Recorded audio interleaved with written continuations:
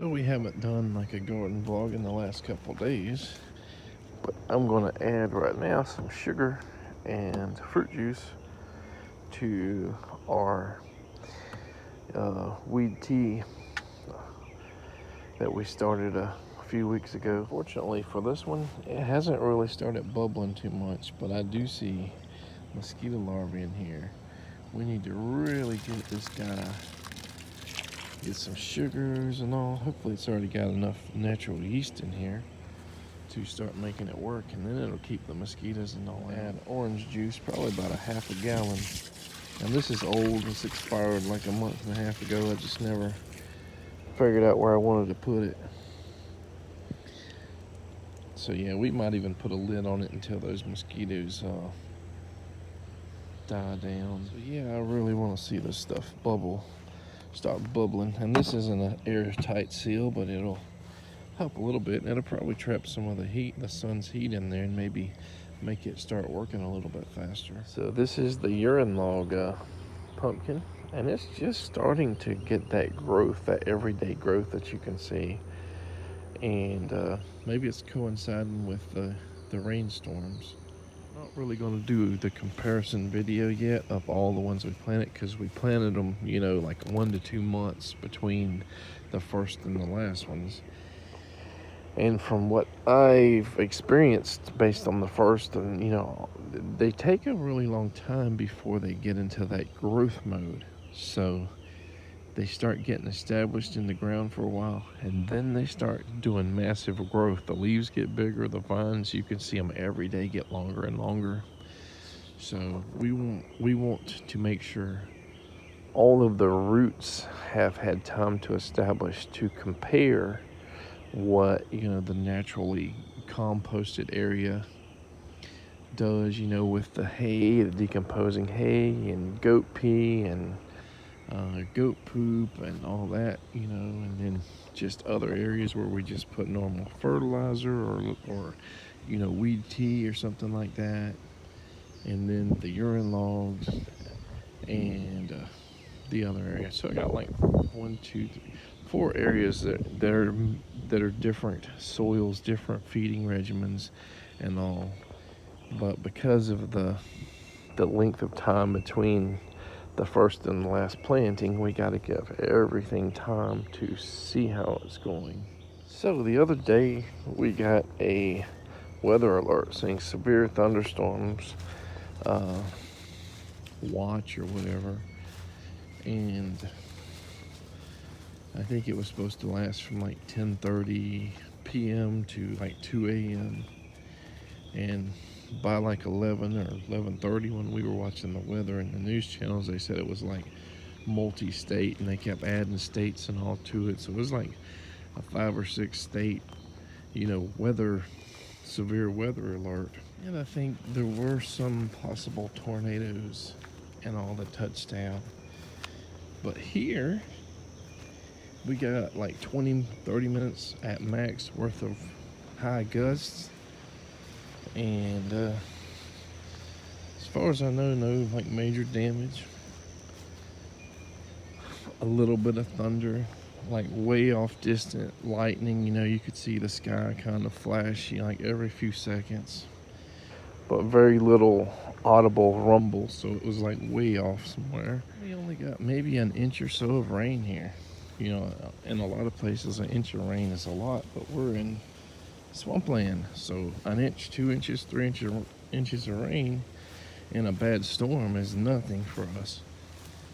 In other places that might flood some, somewhere in freaking Cityville, Texas, people using airboats and john boats and sitting on top of their roofs, waiting for rescue. But that's not here, where it's already, we're flooded all the time. It's good. We don't like to be flooded just because we live in a flood prone zone. Having someone in a wheelchair in a flooded area is not good. With that said, we pretty much, got off lucky. But then yesterday it started raining really bad. No weather alerts at all. It rained pretty much all night, and it rained into this morning, and it's possibly going to rain more this evening.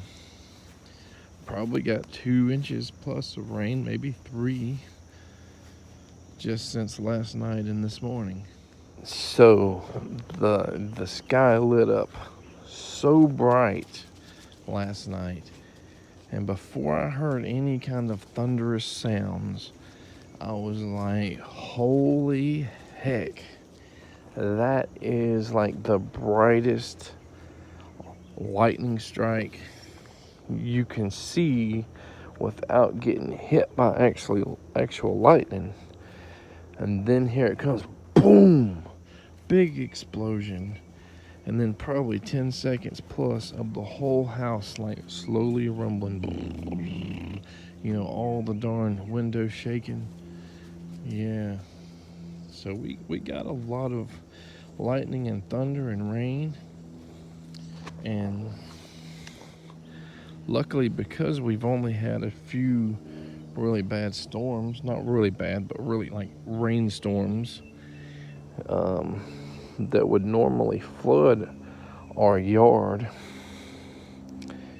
It takes a few of these floods, you know, back to back, before the ground is saturated so much it can't hold more water, and a lot of the water goes down, you know, lower and lower as well, back into like where the railroad tracks used to be.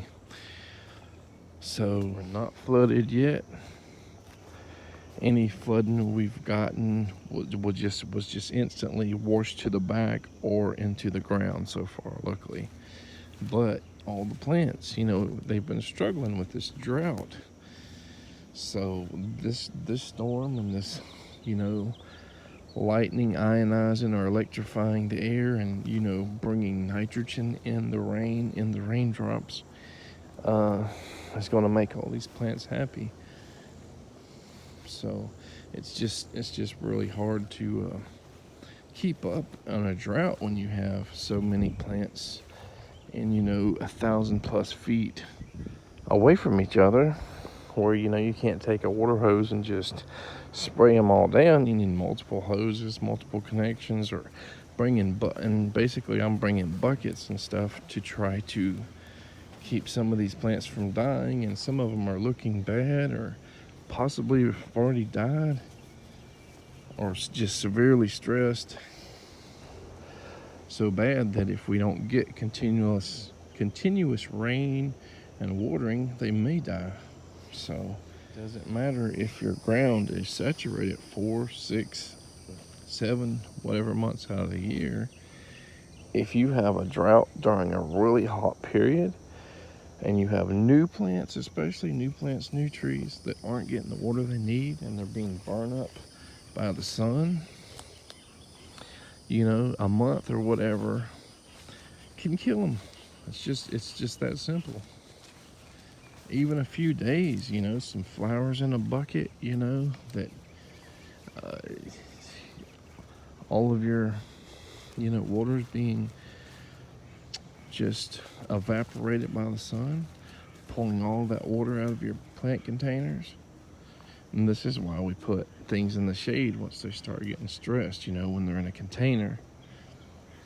But we need the rain, and we need a kind of a continuous rain. So let's look at some actual plants. This is our key lime that's been like, you know, 5, 6 years old, or however long it is. There's our star fruit, probably 3 to 6 years old. Wow, they're tiny, right? They are unprotected to a certain point. These walls obviously are protecting them from wind. And since this is kind of even though it's a raised bed, it's also kind of a hugelkultur bed. So your leaves and sticks and all are actively working and kind of heating the soil around them. So even if these guys don't survive, because look, all of them are lower than the actual wall. These guys are old enough to fruit. They probably won't, though, at that size. Are they going to build hardiness over time so they can come up over the walls? I don't know. Possibly not. Or maybe we need a couple mild winters for them to come up here, you know, 2, 3, 6, 8 foot, and then start fruiting. But yeah, I mean, it's kind of like our jackfruit, you know. It's survived like 3+ freezes, but only in the ground. So it comes back up, resprouts from the roots, you know, as hot weather comes, cold weather comes, you know, and knocks it down. So is it going to build a tolerance over, you know, over time?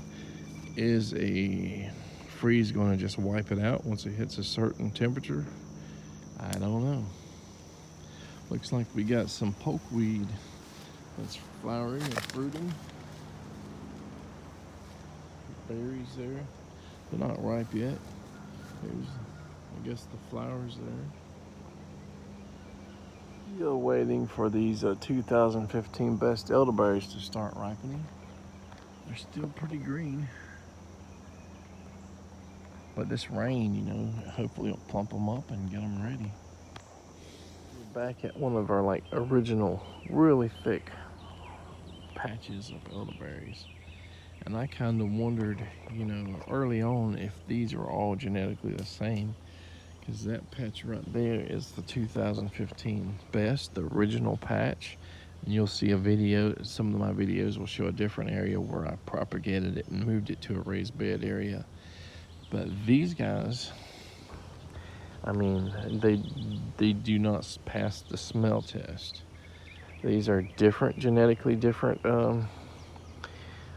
possibly seedlings of the 2015 best, because, you know, they have hundreds, if not thousands, of berries, and there's like 2 seeds or so per berry. A bird could eat them and drop them here. They could just drop naturally, which they do even when you're picking them. You'll have a bunch of berries just fall on the ground, roll on the ground or whatever. They got some pretty big flower heads on some of them. And I'll show you like a seed head that's not quite mature yet that looks okay, looks pretty big.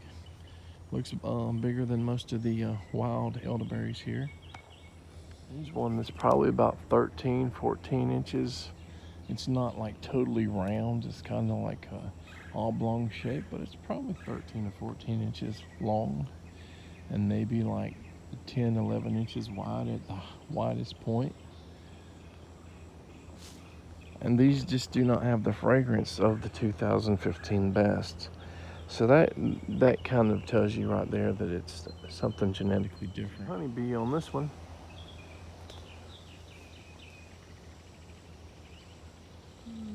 Really isn't a whole lot of growth on the bananas yet. If you've been following us for a while, you know I took the idea of a banana circle, which makes a circle mound, and then you put these organic things in the middle, inside the circle. These things break down. It leaves an indentation in there. It has an area that keeps, if waters that he plants, waters the bananas or papayas or whatever you want.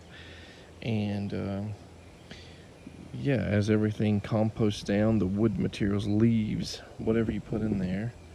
You know, in my case, there's tree trunks, leaves, I think some ash and stuff in there.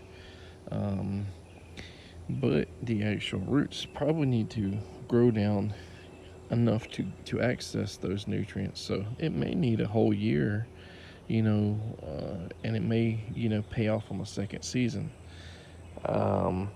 We'll see if the bananas or banana and plantains survive the winter, come back, and see if they thrive after that.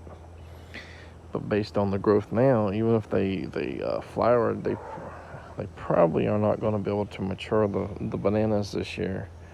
Maybe next year. Our tomatoes are getting, I think by tomorrow we should pick them. Hopefully no bugs get on them that bad or anything. Possibly today we'll pick them, we'll see. There is a little bit of green streaking in some of them, but it's pretty much ripe, I'd say, or close to it. About it for today's episode. Most of these figs here haven't really grown much, but this rain over the last few days hopefully will make them ripen. There's one right there. It still needs a little bit. I'm tempted to eat it anyway.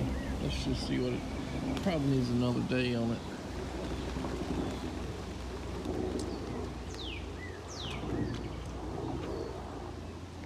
not bad. But yeah, hopefully if we get a lot of rain, these guys will plump up really fast and start ripening. All right, guys, take care.